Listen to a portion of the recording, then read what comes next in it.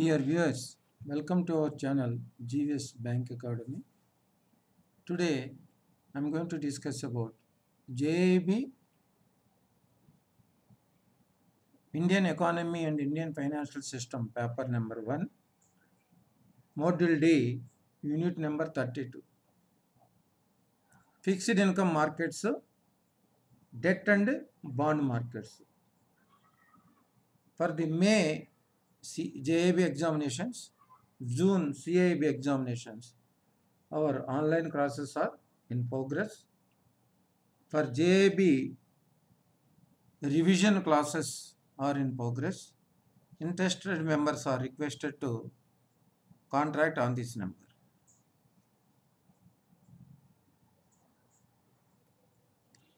Now, fixed income markets, debt and bond markets. Means fixed income means every time on these instruments you will get the fixed coupon or fixed interest. That is the meaning. Out of that, normally fixed income markets, first Government of India securities.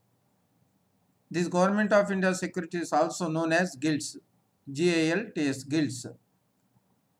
Government securities will be issued for a minimum amount of 10,000 rupees and in multiple of 10,000 there. So minimum investment is 10,000 in multiples of 10,000. And these securities are going to be subsidiary general ledger account with RBI. All scheduled commercial banks, they must open one account with RBI, that is called subsidiary general ledger, SGL. Subsidiary general ledger account is equal demat account of Government of India securities account with RBI public debt office. That is one point. Second point, 7.99% of Government of India 2027, if they are quoting like that, is a central government security. 7.99% GOI 2027 means government security maturing in 2027, which carries a coupon of per year 7.99%, and on the securities interest payment is half yearly. All Government of India securities interest payment is half yearly, no TDS on this. And the Government of India dated securities, minimum maturity period is 5 years, dated securities minimum maturity 5 years and maximum up to 40 years. In addition to that, Treasury bills also Government of India securities, 91 days, 182, 364 Treasury bills. So cash management bills up to 90 days also comes under Government of India securities. These Government of India securities are traded on NDSOM, Negotiated Dealing System Order Matching, operated by Clearing Corporation of India. This is developed by RBI, NDSOM, but operated by CCL in Government of Securities Market, Treasury bills and state developmental loans. NDSOM, Negotiated Dealing System Order Matching. Point number 2, bond valuation and theorems. This point we are already discussed in accountancy, just for sake. Price of the bond inversely related to interest rate. Price increases, interest rate decreases. Inversely related to price of the bond is inversely related to change in interest rate. Longer the term, higher will be price. When the maturity period is longer, price higher will be the price sensitivity. Changes in the price sensitivity. That is second one. Bond with a lower coupon, meant lower percentage of coupon, will experience more price sensitivity than a bond with a higher coupon. So, bond with lower interest rate to coupon rate will experience more or higher price sensitivity than a bond with a higher coupon payment, higher percentage of coupon. That is it. 3. Auction of Government of India securities, multiple price auctions or uniform price auctions. Under multiple price auctions also called as phenomena of winner's course. Examination point of view, very important. Auction of government securities, two types of multiple price auctions. So you have to quote our price in multiples of yield. 7.99, 7.88, 7.66. That is also called as phenomena of winner's course, multiple price auctions, or uniform price auctions is another mode of government. There are two types of auctions. One is multiple price auction or uniform price auction. Multiple price auction also called as phenomena of winner course. Fourth one, primary dealers. These are the market makers for the Government of India securities and its auction. The scheme was introduced in 1995 by RBI. Primary dealers are registered with RBI and they have to take license from RBI. Their main function, main duty, main activity, purchase and sale of Government of India securities. Purchase of securities from the auctions conducted by Reserve Bank of India. These are the market makers. RBI guidelines stipulated that primary dealers should have a minimum turnover ratio in the Government of India securities, minimum bidding success ratio in Government of India securities auction, and underwriting ratio also they have to maintain in Government of India securities auctions conducted by RBI. So minimum turnover ratio, minimum bidding ratio, minimum underwriting ratio they have to achieve. They are also eligible secondary market participation also, actively they have to participate. And in order to ensure that they are active in supporting the trade in government securities, we can say active in supporting the trade in government securities means they are the market makers. They will offer both way quotes, both way buying or selling quotes. That's it. This is about primary dealers. Again, primary dealers can be either bank promoted primary dealers or standalone primary dealers. Bank promoted primary dealers or standalone primary dealers.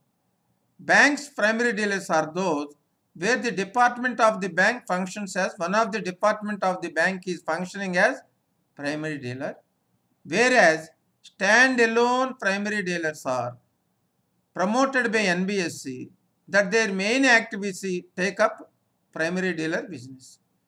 So bank promoted primary dealers, it is one department of the bank, whereas standalone primary dealers or NBFCs that exclusively take up PD primary dealer business. This is there.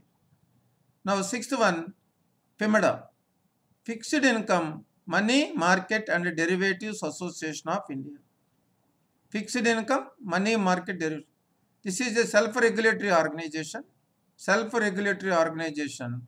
It was established by Association of Scheduled Commercial Banks, Financial Institutions and Primary Dealers. This FIMADA was established with Association of Scheduled Commercial Banks, Financial Institutions and Primary Dealers.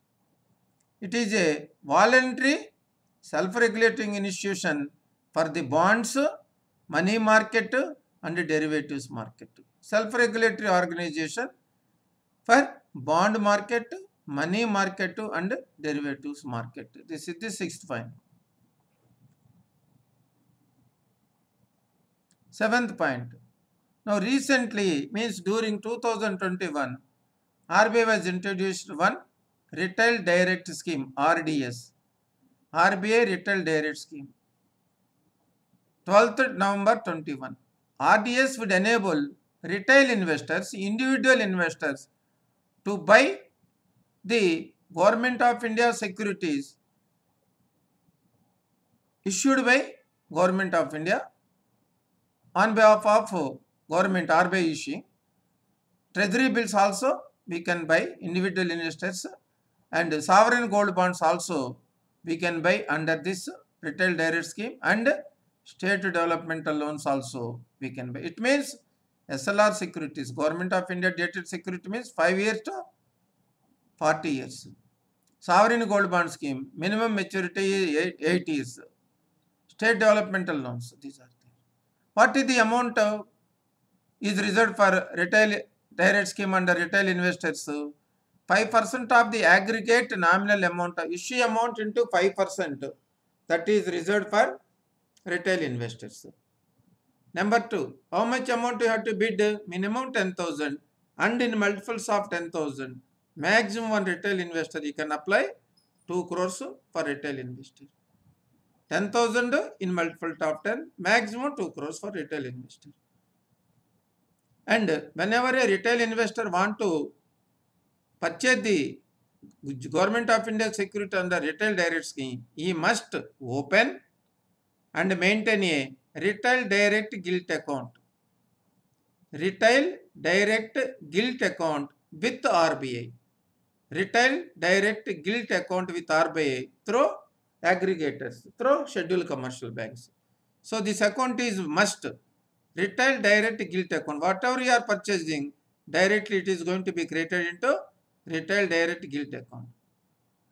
This is the point number 7. Point number 8. Corporate bonds market in India comprises. Corporate bonds means bonds issued by the corporates.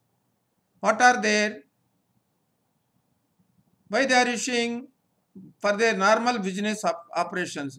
The companies are borrowing directly from the public through bonds, debentures, commercial paper. Who are issuing?